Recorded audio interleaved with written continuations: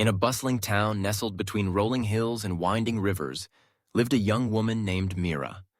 Mira was known for her kindness. She was always willing to help others, often putting their needs before her own. She would lend her time, her energy, and even her possessions to anyone who asked. Her heart was generous, yet somewhere beneath the surface, she felt a quiet yearning, a longing for something she couldn't quite name. One crisp morning, as the sun bathed the town in golden light, Mira set out for her daily walk.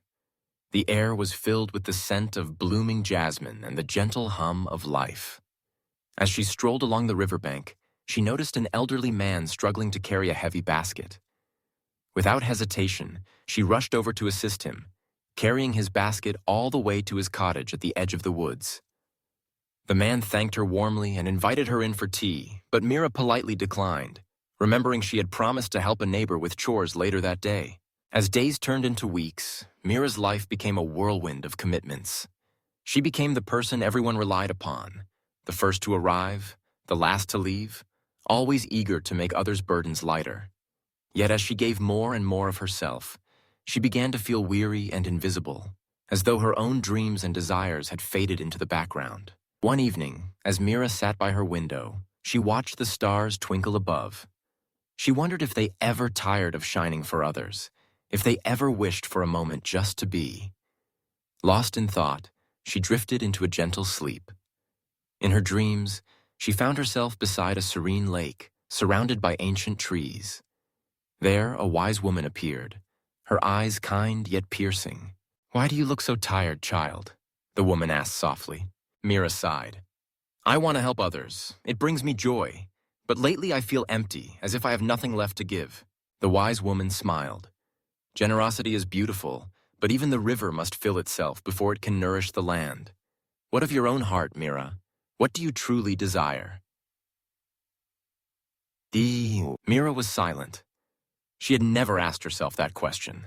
"Selfness is not selfishness," the woman continued. "It is the gentle art of honoring your own needs, so you may serve others with greater strength and joy." Mira awoke with a sense of clarity. The next morning, she made a small change. She set aside time to walk alone in nature, to read, to reflect, to breathe. She learned to say no when her heart said no, and yes when her spirit felt ready. She began to nurture her own dreams, painting and writing, activities she had abandoned long ago. At first, some people were surprised. They wondered why Mira was less available, why she took time for herself. But soon, they noticed something else. A new light in her eyes, a calm in her voice, and a deeper joy in her kindness.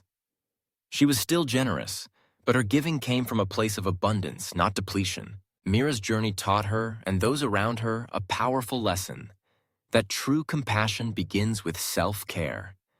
By honoring her own heart, she was able to serve others with authenticity and love.